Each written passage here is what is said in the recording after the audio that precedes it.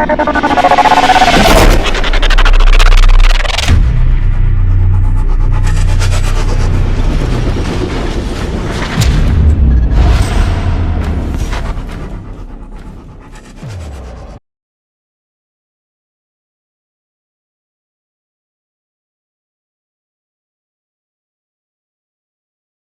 ஒரு வசனத்தை வாசிப்போம். பிரசங்கி 12:1. பிரசங்கி 12:1. வாலிப பிராயத்தில் என்ன செய்யணும்? அதாவது எப்படின்னு கேட்டிங்கன்னா, இன்றைக்கி நம்முடைய வாழ்க்கை முன்னேறுவதற்கு, முன்னேறாமல் இருப்பதற்கு, நம்ம வாழ்க்கை நல்லா இருப்பதற்கு, நல்லா இல்லாமல் இருப்பதற்கு நம்முடைய நினைவுகள் எப்படி இருக்கிறது என்பதை நாம் இப்போது யோசிக்க வேண்டும். இப்போது உன் நினைவு எப்படியோ அப்படிதான் வாழ்க்கை இருக்கும் அப்படிங்கிறார். உங்க உள்ளத்துக்குள்ள, உங்க நினைவில், உங்க சிந்தையில எப்படிப்பட்ட நினைவுகளை நீங்கள் நினைத்து கொண்டு இருக்கிறீர்களோ அப்படித்தான் உங்க வாழ்க்கை என்ன செய்யும் இருக்கும். பார்த்துக்கொள்ளுங்க. நன்மையை நினைத்தால் நன்மை கிடைக்கும், அற்புதங்களை நினைத்தால் அற்புதங்கள் கிடைக்கும், அதிசயங்களை நினைத்தால் அதிசயங்கள் கிடைக்கும். அப்ப உன் நினைவுகளின் தோற்றங்களை அறிகிற கர்த்தர் நீங்க என்ன செய்யணும்? உங்க வாழ்க்கை குறித்து, உங்க எதிர்காலத்தை குறித்து, உங்க தொழிலை குறித்து, உங்க பிசினஸ் குறித்து, உங்க குடும்பத்தை குறித்து நல்லதை மாத்திரம்தான் நீங்க நினைக்க வேண்டுமே தவிர தீமைகளை நீங்கள் என்ன செய்யக்கூடாது? நினைக்க கூடாது. தீமைகளை என்ன செய்யக்கூடாது? நினைக்க கூடாது. நன்மைகளின் நாயகன் இயேசு, அவர் நமக்கு நன்மைகளை செய்வார். தீமைகளை என்ன செய்யக்கூடாது? நினைக்க கூடாது. நன்மை எதுவோ அதை மாத்திரம் தான் நம்ம என்ன செய்யணும்? நினைக்கணும். தீமைகளை நம்ம என்ன செய்யக்கூடாது? நினைக்கக்கூடாது. அவர் நினைவுகளின் தோற்றங்களை அவர் அறிகிறவர். நினைவுகளின் தோற்றம் எப்படி இருக்கிறது? நம்ம எதை நினைக்கிறோம், எதை பேசுகிறோம், அதுதான் நம்ம வாழ்க்கை என்ன செய்ய போகுது? இருக்க போகிறது. அதனால் இன்றைக்கி உங்கள் குடும்பத்தில், உங்கள் வாழ்க்கையில் எதை குறித்து நீங்கள் நினைக்கிறீங்க, எதை குறித்து நீங்கள் சிந்திக்கிறீங்க என்பதை ஆராய்ந்து பார்க்க வேண்டும், என்பதை சிந்தித்து பார்க்க வேண்டும். அவர் நம்மளை கர்த்தர் என்ன செய்வார்னா, எந்த நினைவோடு நீங்கள் இருக்கிறீங்க, எந்த நினைவோடு உட்கார்ந்து இருக்கிறீங்க அப்படிங்கிறத பார்க்கணும். அதனால் வாழ்க்கையில் நீங்கள் எழும்புறதுக்கு, வாழ்க்கையில் நீங்கள் பிரகாசிக்கிறதுக்கு, வாழ்க்கையில் நீங்கள் வெளிச்சம் கொடுக்கறதுக்கு, வாழ்க்கையில் நீங்கள் ஜாதிகளை சொந்தமாக்குவதுக்கு என்ன செய்யணும் அப்படின்னு கேட்டிங்கன்னா, உங்கள் மனதை என்ன செய்யணும்? ஒருநிலைப்படுத்த வேண்டும். அப்போ நீங்கள் எதை நினைக்கணும் அப்படின்னு கேட்டிங்கன்னா, படைத்தவரை நினைக்க வேண்டும், உருவாக்கியவரை நினைக்க வேண்டும், நடத்தினவரை நினைக்க வேண்டும். நம்மளை எப்படி நடத்துறாரு அப்படிங்கிற அந்த காரியத்தில் நீங்கள் கவனம் வச்சு தான் என்ன செய்யணும்? இருக்கணும். இந்த உலகத்தில் எத்தனையோ காரியங்களை நம்ம நினச்சி கொண்டு இருக்கிறோம், எத்தனையோ காரியங்களை நம்ம சிந்தித்து கொண்டு இருக்கிறோம். ஆனால் உருவாக்கினவரை நாம் நினைக்கிறோமா? நம்மளை நடத்தினவரை நாம் சிந்திக்கிறோமா? நல்லா கவனிச்சு கொள்ளுங்க. கரமெடுத்து நடத்துக்கிற கர்த்தர் என்னை நடத்துகிறாரு. இப்போ நம்ம உள்ளத்தில், நம்ம நினைவில் எத்தனையோ நினைவுகளை நம்ம வச்சிருக்கிறோம், எத்தனையோ சிந்தனைகளை நம்ம வச்சிருக்கிறோம். ஆனால் தெய்வமாகிய இயேசுவை, இரட்சகராகிய இயேசுவை, எனக்கு வெற்றி வாங்கி கொடுத்த இயேசுவை, விடுதலை வாங்கி கொடுத்த இயேசுவை, என் பாவத்தை மன்னித்த இயேசுவை நாம் நினைத்து பார்க்கிறோமா? சிந்தித்து பார்க்கிறோமா? கொஞ்சம் யோசனை பண்ணி பாருங்க. நினைச்சிருக்கணும். அவரை என்ன செய்யணும்? உள்ளத்தில் நீங்கள் என்ன செய்யணும்? நினைக்கணும். பார்த்துக்கொள்ளுங்க. வேறு இந்த உலகத்தில் எத்தனையோ காரியங்களை நம்ம நினைக்கிறோம், சிந்திக்கிறோம். ஆனால் அந்த சிந்தனை நம்மளை தவறான வழிக்கு கொண்டு போயிடும். ஆனால் அந்த படைத்தவரை நீங்கள் நினைக்கும் போது, படைத்தவரை நீங்கள் மனதில் வைத்து கொண்டு இருக்கும்போது என்ன நடக்குது தெரியுமா? அற்புதங்கள், அதிசயங்கள் நடக்க பார்த்துக்கொள்ளுங்க. அதாவது நம்முடைய சிந்தையில் பைபிள் எடுத்துக்கொள்ளுங்க. 2 கொரிந்தியர் 10:5, 2 கொரிந்தியர் 10:5,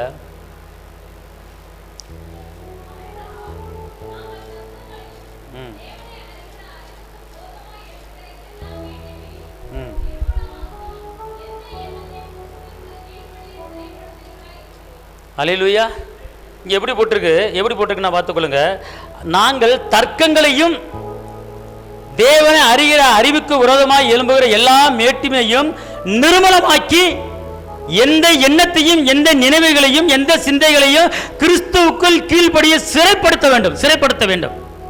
அப்போ நான் தர்க்கம், அப்போ நான் வாக்குவாதங்கள், அதை என்ன செய்யணும்? நம்ம சிறைப்படுத்தணும். சிறைப்படுத்தினா கூண்டுக்குள்ள போட்டு அடைக்கணும். அது வெளியே கொண்டு வரக்கூடாது. எதை வெளியே கொண்டு வரக்கூடாது? தர்க்கங்களையும், வீண் விவாதங்களையும், வீண் பேச்சுக்களையும் என்ன செய்யக்கூடாது? வெளியே கொண்டு வரக்கூடாது. அடுத்து பார்த்துக்கொள்ள என்ன போட்டிருக்கு? தேவனை அறிகிற அறிவுக்கு விரோதமாக எல்லா மேட்டின்மைகளையும் என்ன செய்யணுமா? நிர்மூலமாக்கணுங்கிறார். எதை நிர்மூலமாக்கணும்? தேவனை அறிகிற அறிவுக்கு விரோதமா செயல்படுகிற எந்த காரியமா இருந்தாலும் சரி, அதை நிர்மூலமாக்கி போடணும். கர்த்தரை தேடுவதற்கு ஒரு தடை, கர்த்தரை ஆராதிக்கிறதுக்கு ஒரு தடை, வேதம் வாசிப்பதுக்கு ஒரு தடை. இப்படி எந்தெந்த காரியம் நம்மளை தேடி வருதோ அதை எல்லாவற்றையும் நம்ம வெட்டி எறியணும், தடை பண்ணணும், நிர்மூலமாக்கி போடணுங்கிறார் அவர். கர்த்தரை ஆராதிக்கிறதுக்கு முடியாத அளவுக்கு ஏதாவது ஒரு தடையான ஒரு காரியம் வரும் உடல. அவர் என்ன சொல்றாரு? அதை எல்லாவற்றையும் நீங்கள் என்ன செய்யுங்க? நிர்மூலமாக்கி போட்டுருங்கிறார். அதை எல்லாவற்றையும் நீங்க என்ன செய்யுங்க? உடைத்து போட்டுருங்க அப்படிங்கிறார். அதை எல்லாவற்றையும் உண்ணுமலமாக்குங்க அப்படிங்கிறார். அதை சிறைப்படுத்து அப்படிங்கிறார். அதை சிறைப்படுத்தி கீழ்படுத்து அப்படிங்கிறார். அதை உன் உள்ளத்திலும் எண்ணத்திலும் சிந்தையிலும் வைத்துக் கொண்டு அதை யோசனை பண்ணி கொண்டு சிந்தித்துக் கொண்டு இருக்க வேண்டாம். அதையெல்லாம் கட்டி போட்டு தூக்கி எறிந்து விட வேண்டும், அதை சிறைப்படுத்த வேண்டும். அப்போதுதான் தேவனுடைய அற்புதமான நினைவுகள், அதிசயமான நினைவுகள், வெற்றியான நினைவுகள், விடுதலையான நினைவுகள் நம்முடைய உள்ளத்தில் என்ன செய்யும்? அது இருக்கும். அன்பார்ந்தவர்களே, உன் நினைவு என் நினைவு அல்ல. வானத்துக்கு பூமிக்கு எவ்வளவு உயரமோ அவ்வளவு உயரத்துக்கு உன்னை குறித்து கர்த்தர் நினைத்திருக்கிறார். உன் துக்க நாட்கள் முடிந்தது, இனி தீங்கை காணாதிருப்பா என்றவர் சொல்கிறார்.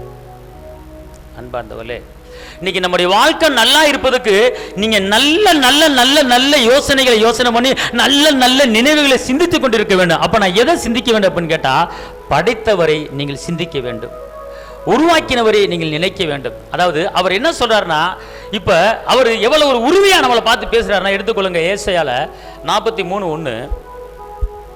ஏசாயா 43:1. இப்போது யாக்கோபே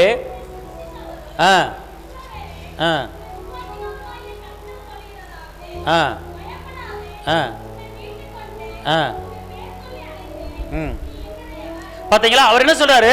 நான் உன்னை மீட்டுட்டேன், துக்கத்திலிருந்து உன்னை மீட்டு எடுத்துட்டேன், பாவத்திலிருந்து உன்னை மீட்டு எடுத்துட்டேன், கஷ்டத்திலிருந்து உன்னை மீட்டு எடுத்துட்டேன், தரித்திரத்திலிருந்து உன்னை மீட்டு எடுத்துட்டேன், பலவீனத்திலிருந்து உன்னை மீட்டு எடுத்துட்டேன். நீ என்னுடையவன், நீ என்னுடையவன் என்று அவர் சொல்கிறார். அப்பனா இந்த தேவன் நாம் ஒவ்வொருவரையும் பார்த்து என்ன சொல்றார் அப்படின்னு கேட்டா, நீ என்னுடையவன், நீ ஏன் பிள்ளை, நீ என் மகள், நீ என் மகன், என்னை விட்டு உன்னை யாரும் பிரிச்சு எடுக்க முடியாது அப்படின்னு சொல்லி அவர் உரிமையோடு நம்மளை பார்த்து சொல்றாரு. ஆனா இன்னைக்கு நீங்கள் நானும், எனக்கு ஒரு தகப்பன் இருக்கிறார், எனக்கு ஒரு ரட்சகன் இருக்கிறார், எனக்கு ஒரு ராஜா இருக்கிறார், எனக்கு ஒரு வெற்றி வேந்தன் இருக்கிறார் என்கிற அந்த நினைப்பு, அந்த நினைவு, அந்த சிந்தை நம்ம எல்லாத்துக்கும் இருக்கணும் எப்போதுமே. அது இல்லாம என்ன செய்யக்கூடாது? இருக்கவே கூடாது. நினைவுகளின் தோற்றங்களை அறிகிற கர்த்தர், நினைவுகளின் தோற்றங்களை அறிகிற கர்த்தர் நம்மளை சிந்திச்சு அவர் கரம் எடுத்து நடத்துவார். அன்பார்ந்தவர்களே, அப்ப நம்மளை குறித்து பேசுகிற வார்த்தை, நம்மளை குறித்து நினைச்சுக்கிற நினைவு என்ன அப்படின்னு கேட்டீங்கன்னா, அது தீமைக்கல்ல, நன்மைக்கு. பைபிளில் எரேமியா 29:11-12 என்ன சொல்லுதுன்னா, கர்த்தர் நம்மளை குறித்து எப்படி நினைக்கிறாரு, எதை சிந்திக்கிறாரு? கொஞ்சம் யோசனை பண்ணுங்க. இன்னைக்கு மனிதர்கள் நான் கெட்டு போகணும் அப்ப நிறைய பேர் நினைச்சுக்கிட்டு இருக்கிறாங்க. நீ ஒண்ணு மூலமா ஆகணும் நிறைய பேர் நினைச்சுக்கிட்டு இருக்கிறாங்க. நீ கஷ்டப்படுறத நான் கண்ணால பாப்பேன் அப்ப நிறைய பேர் சொல்லி நம்மளோட பேசிக்கிட்டு இருக்கிறாங்க. நீ எத்தனை நாளைக்கு இப்படி இந்த காரியத்தில் இருந்துவ, எத்தனை நாளைக்கு ஜெயிப்ப பாத்திரவனே நானு அப்ப கங்கணம் கட்டி கொண்டு திட்டம் போட்டு கொண்டு நம்மளை அப்படியே நம்மளை எப்படா கீழே விளைவிக்கலாம் சொல்லி மனித எண்ணங்கள் நம்மளை சுத்தி இருந்து கொண்டு இருக்கிறது. ஆனால் நம்மளை வாழ வைக்கும்படி, நம்மளை உயர்த்தும்படி, நமக்கு எந்த ஒரு தீமை வராதபடி நம்மளை பாதுகாக்கிற தகப்பன் இயேசு, அந்த ராஜா நம்ம சொல்லுகிற அந்த ஒரு வார்த்தை என்ன அப்படின்னு கேட்டீங்கன்னா, எரேமியா 29:11-12 வாசிங்க.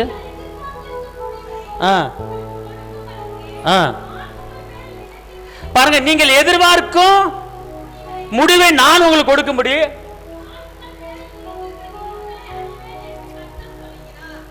நான் உங்கள் பேரில் நினைத்திருக்கிற நினைவை அறிவேன். கர்த்தர் சொல்றார். மனிதர்கள் நம்மளை குறித்து தீமைக்கு நினைத்துக் கொண்டு இருக்கிறார்கள். மனிதர்கள் நம்மளை குறித்து எப்படா அவன் கீழே விழுவா நினைத்துக் கொண்டு இருக்கிறாங்க. இவன் எப்படா ஓய்வா, எப்படா இவன் ஓடுவான், எப்படா இவன் கஷ்டப்படுவான், எப்படா இவன் அவமானப்படுத்தலாம் அப்படி என்று நம்மளை சுத்தி இருக்கிற மனிதர்கள் தீமையான காரியங்களை குறித்து யோசனை பண்ணி கொண்டு இருக்கலாம். ஆனா உங்களை என்னையும் படைச்ச அந்த தெய்வம், உங்களை என்னையும் உருவாக்கின அந்த தகப்பன் நம்மளை பார்த்து சொல்றாரு. என்ன சொல்றாரு அப்படின்னு கேட்டா, நான் உங்களை குறித்து நினைத்திருக்கிற நினைவு அது அல்ல, அது நன்மை மாத்திரம்தான் உங்களுக்கு நான் செய்வேன் ஒழிய எக்காரணத்தை கொண்டு தீமைக்கு உன்னை நான் கொண்டு போக மாட்டேன். ஏங்க நமக்காக பரலோக மேன்மையை திறந்து பூமிக்கு வந்து அடிக்கப்பட்டு ரத்த சிந்தி நம்மளுக்கு விடுதலை வாங்கி கொடுத்தவர் நம்மளுக்கு தீமை வரும் நினைப்பாராங்க அவரு? அதான் அவர் சொல்றாரு, தீமைக்கு அல்ல நன்மைக்கு. அவர் சொல்றாரு, உங்களை குறித்து நான் நினைத்திருக்கிற நினைவு. அந்த வசனத்தை இன்னும் தைரியமா வாசிங்க பார்ப்போம். நீங்கள் எதிர்பார்த்திருக்கும் முடிவை அவர் என்ன சொல்றாரு, நீங்கள் எந்த காரியத்தை எதிர்பார்த்து கொண்டிருக்கிறீங்க, எந்த காரியத்தை நினைச்சு கொண்டிருக்கிறீங்க, அந்த காரியத்தை நான் உங்களுக்கு கொடுக்கும்படி, அந்த காரியத்தை அள்ளி உங்களுக்கு கொடுக்கும்படி, அப்புறம் நான் உங்க பேரில் நினைச்சிருக்கிற அந்த நினைவு அறிவேன். அல்லேலூயா. அது தீமைக்கல்ல, அது நன்மைக்கு. அல்லேலூயா. தீமைக்கல்ல, அது நன்மைக்கு.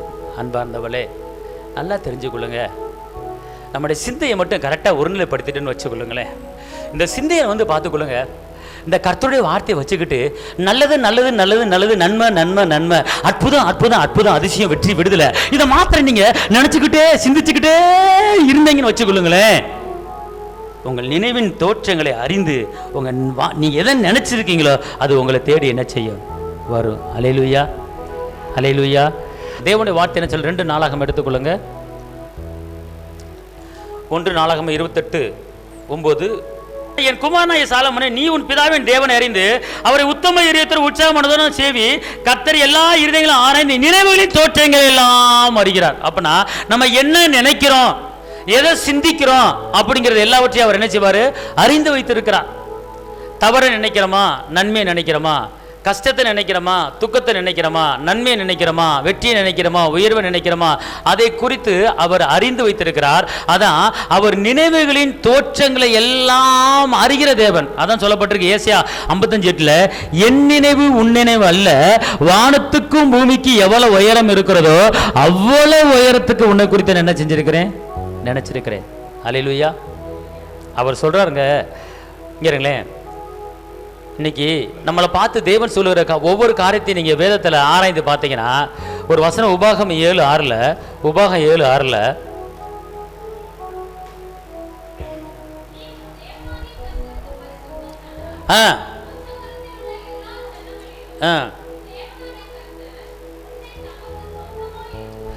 அவர் என்ன சொல்றாரு, நான் அவனை எப்படி தெரிஞ்சிருக்கேன், எனக்கு நீ சொந்தமா இருக்கபடி தெரிந்து கொண்டிருக்கிறேன். நீ பிரிஞ்சு போறதுக்கு உன்னை தெரிந்து கொள்ளல, உன்னை கஷ்டப்படுறதுக்கு நான் தெரிந்து கொள்ளல, உன்னை வேதனைப்படுறது தெரிந்து கொள்ளல, நீ எனக்கு சொந்தம், நீ எனக்கு சொந்தம். இந்த உலகத்தில் இருக்கிற எல்லா சொந்தக்காரங்களை காட்டிலும் நமக்கு ஒருத்தர் சொந்தக்காரர், ஒருத்தர் பெரியவர், மகத்துவமானவர், உன்னதமானவர், மேல ஒருத்தர் இருக்கிறாரு. அவர் நம்மளை பார்த்து சொல்றாரு, மகனே நீ எனக்கு சொந்தக்கார பிள்ளை, நீ என் பிள்ளை. அவர் சொல்ற வார்த்தைங்க, அவர் நம்மளை குறித்து பேசுகிற வார்த்தைங்க. ஆனால் இன்றைக்கி நம்ம எப்படிப்பட்ட வார்த்தையை பேசுகிறோம், நம்ம என்ன நினைக்கிறோம்? இன்றைக்கி ஆராதனையில் ஆவியானவர் சொன்னார், ரொம்ப வேதனைப்பட்டு சொன்னார், என் பிள்ளைய என்னை பார்த்து கேள்வி கேட்குற மாதிரி நினச்சிக்கிட்டு இருக்குங்க அப்படிங்கிறார். இன்றைக்கி ஆவியா தத்துவமாக என் உள்ளத்தில் போட்டார். இப்படி ஒரு சில பேர் நினச்சிக்கிட்டு இருக்காங்கப்பா, ஏன் எனக்கு மட்டும் ஏன் கஷ்டம், எல்லாரும் நல்லா இருக்காங்களே, எல்லாரும் செழிப்பாக இருக்காங்களே, தப்பு பண்ணுறவங்க நல்லா இருக்கிறாங்க, பாவம் பண்ணுறவங்க நல்லா இருக்காங்க, என் கண்ணு முன்னால எல்லாம் நல்லா இருக்காங்க, ஆனால் என் குடும்பத்தில் மட்டும் ஏன் ஆண்டவர் எனக்கு மட்டும் எப்படி சோதனையை கொடுக்குறீங்கன்னு சொல்லி நிறைய பேர் கேள்வி கேட்டுக்கிட்டு இருக்கோம்.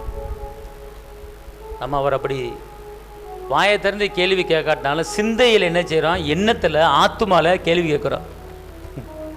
அப்பா சொல்கிறாரு, அதான் விலைக்கு கொடுத்தாரு ஆண்டவர், நீ உபத்திரத்தில் என்னோடு நீ இருந்தனால பிதா எனக்கு அங்கே ஒரு ராஜ்யத்தை ஏற்படுத்தி இருக்கிறது போல உனக்கு ஒரு ராஜ்யத்தை நாங்கள் ஏற்படுத்தி வைத்திருக்கிறேன். நீ என்னோட பாடுபட்ட மகளே, என்னோட கஷ்டப்பட்ட மகளே, எனக்காக நீ உன் புருஷன்ட்ட அடிவான, எனக்காக நீ விட்டு விட்டு போன, எனக்காக உன் புருஷன்ட்ட கெட்ட வார்த்தை பேச்சு வாங்கின, அதெல்லாம் எனக்காக தானே. நீ ஆலயத்துக்கு வருவதனால தானே, நீ ஜெபிக்கிறனால தானே, இந்த சர்ச்சுக்கு வருவதனால இப்படிப்பட்ட அவமானங்களை நீ ஏற்றுக்கொண்ட. அதனால இந்த அவமானத்தின் நிமித்தமாக, இந்த நெருக்கத்தின் நிமித்தமாக உன்னை நான் சும்மா விட மாட்டேன். உனக்கு ஒரு பெரிய இடத்தை, ஒரு தங்க கோல்டு போட்ட ரோட்டை உனக்கு நான் ஆயத்தப்படுத்தி வைத்திருக்கிறேன். அந்த ரோட்ல நீ நடக்க போற மகளே, இந்த தார் போட்ட குண்டுகுழிமான ரோட்ல நடந்த உன் பாதம் அங்க ஒரு நல்ல சொக்க தங்க வீதியில உன் பாதம் பட போகுது. நீ பயப்படாது. நீ பயப்பட. அதுபோல பிரச்சனை நேரத்தில், வேதனை நேரத்தில் அந்த சிலுவை நாதரை நீங்கள் நினைத்து கொள்ளும் போது, அந்த சிலுவை நாதரை நீங்க நினைச்சு கொள்ளும் போது, அந்த சிலுவையில் அடிக்கப்பட்டவர் நீங்க நினைச்சு கொண்டு இருக்கும்போது, உங்க பாடு உங்களுக்கு ஒண்ணுமே தெரியாது, உங்க வேதனை உங்களுக்கு ஒண்ணுமே தெரியாது. அது அப்படியே ஐஸ் கட்டி போல கரைஞ்சு ஓடிடுங்க. அதனால கர்த்தர் உங்களை ஒருபோது என்ன செய்ய மாட்டார், கைவிட மாட்டார். அல்லேலூயா. உன் துக்கம் இயேசு சுமந்து கொண்டா, நீ சுமக்க இனிமேல் தேவையில்லை அப்படின்னு எதுக்கு அந்த பாட்டை பாரு? நம்ம கஷ்டம் வரும், வேதனை வரும், ஆனா அதை மறைக்கக்கூடிய, அதை ஒதுக்கக்கூடிய, அதை தள்ளக்கூடிய, அதை உருக வைக்கக்கூடிய வல்லமையும் தேவன் நமக்கு கொடுத்திருக்கிறார். எபேசியர் 6:12 சொல்லுது, மாமிசத்தோடு மேல இரத்தத்தோடு மேல வல்ல பரவ அந்தகார லோகத்தோட போராட்டம் உண்டு. எபேசியர் 6:13 சொல்லு, தீங்கு நாளிலே அவைகளை நீங்கள் எதிர்க்கவும். தேவன் நம்மளை பிரிச்சு எடுத்திருக்கிறாருங்க, இந்த உலகத்திலிருந்து பிரிச்சு எடுத்திருக்கிறார். உலகத்தை பார்க்க கூடாது, உலக மனிதர்களை பார்க்க கூடாது, அவன் நல்லா இருக்கான், இவன் நல்லா இருக்கான், நான் இப்படி இருக்கேனே, அது அல்ல. தேவன் நம்மளை இந்த உலகத்தை வந்து பிரிச்சு எடுத்திருக்கிறாரு. பூமிக்கு உரியவர் அல்ல, பரலோகத்துக்கு உரியவர் என்பதை நாம் அறிந்திருக்க வேண்டும். அடுத்தவளை பார்க்க கூடாது. கர்த்தர் நம்மளை குறித்து என்ன சொல்லி இருக்கிறாரு, எப்படி அடக்க சொல்லி இருக்கிறாரு, அதை தான் நம்ம நினைச்சு தேவன். அதாவது ஒரு வசனம் இருக்கு லேவிய ராமத்துல, எடுத்துக்கொள்ளுங்க. லேவியராகம் 20:26. லேவியராகம் 20:26.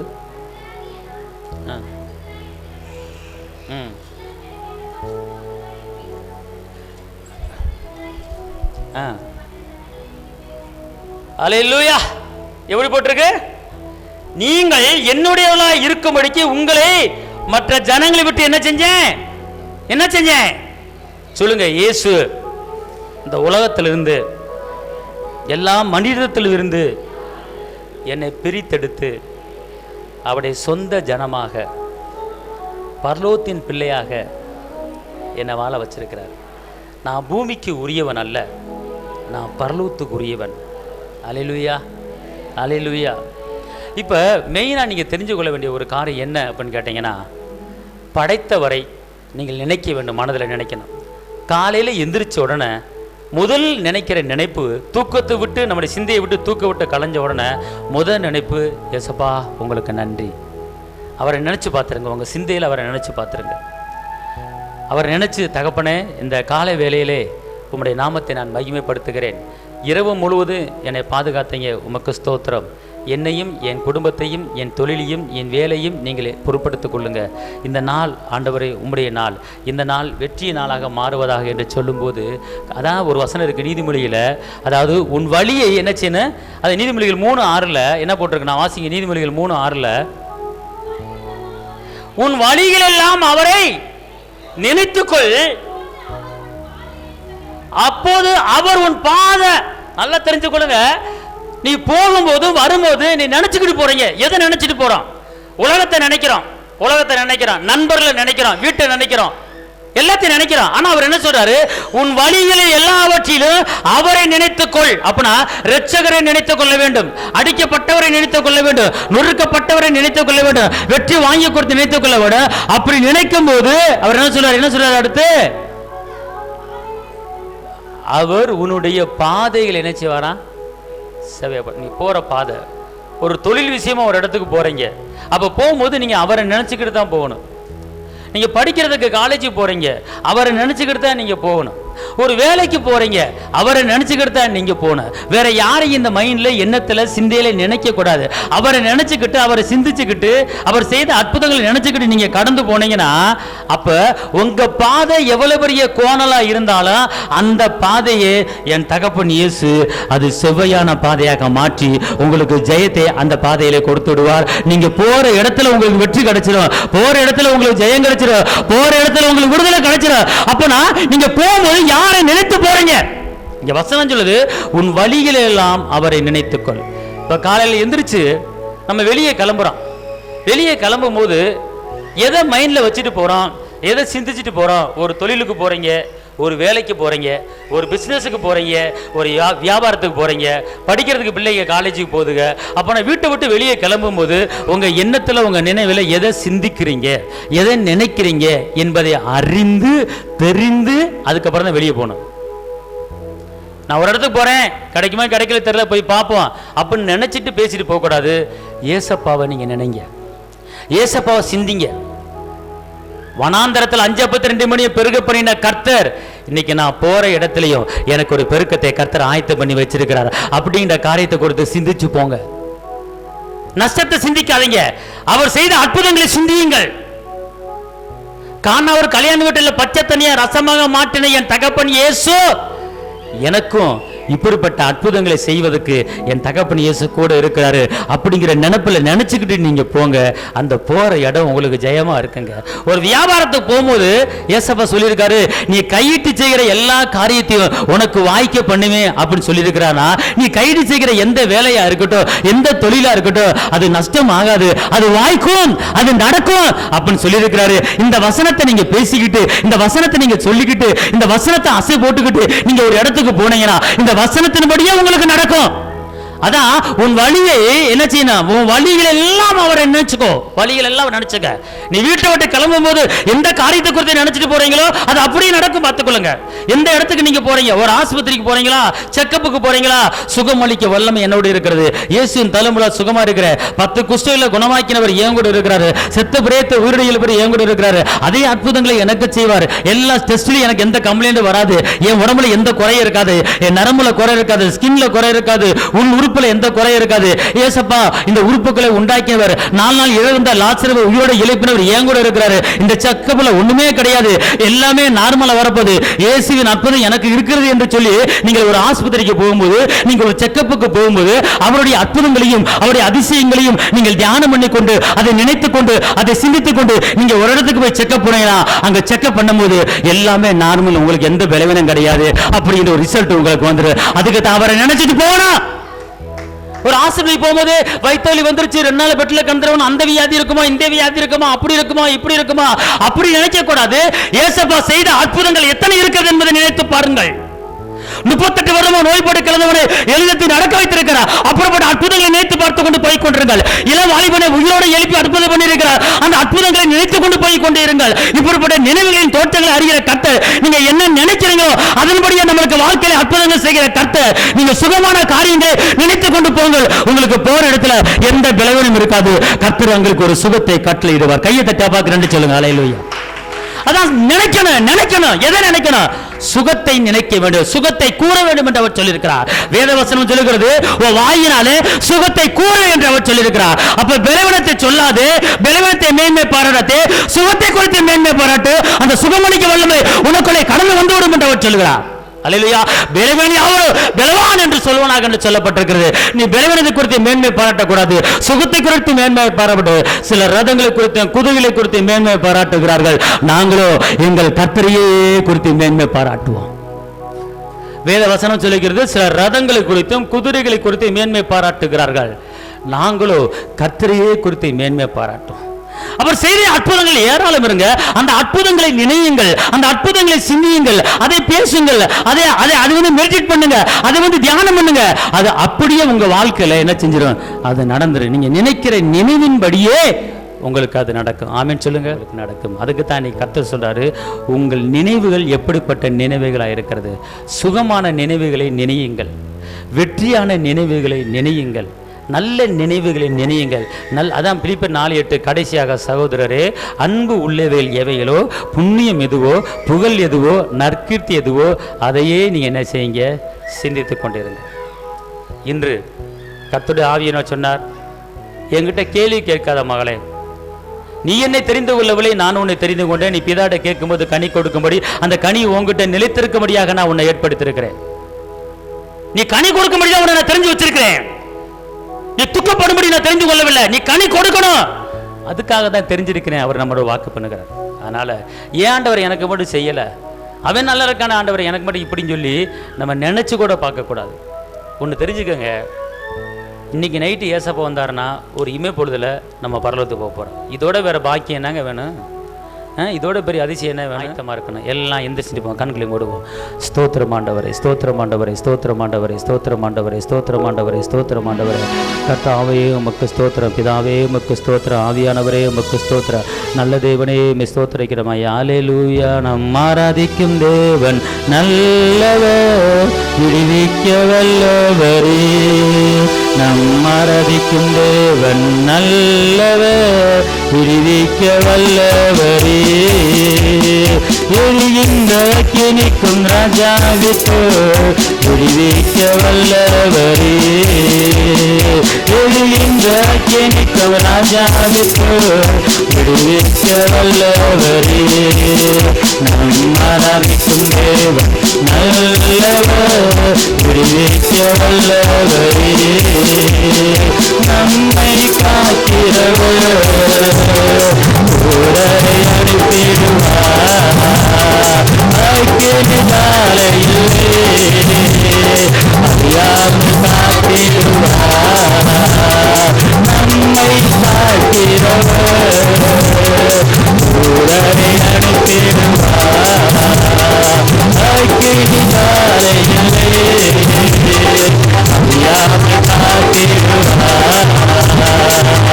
இடையிடாமல் ஆராதிப்போம் நம் வாழ்வில் என்றும் ஜெயமே. இடையிடாமல் ஆராதிப்போம் நம் வாழ்வில் என்றும் ஜெயமே. நம் ஆராதிக்கும் தேவன் நல்லவர், விடுவிக்க வல்லவரே. நம் ஆராதிக்கும் தேவன் நல்லவர்,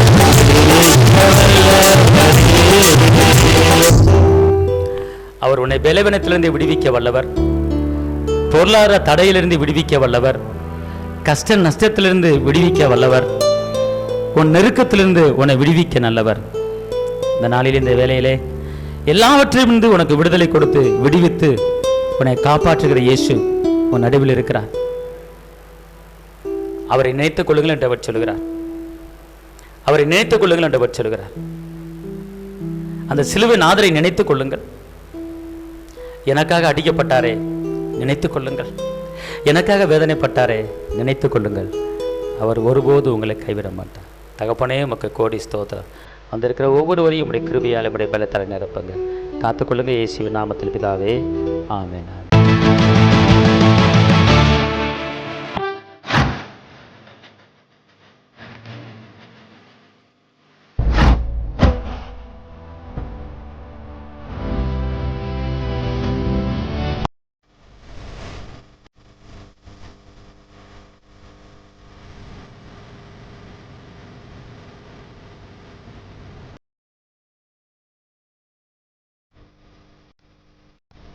உங்கள் வாழ்க்கையில் போராட்டமா, கண்ணீரா, வேதனையா?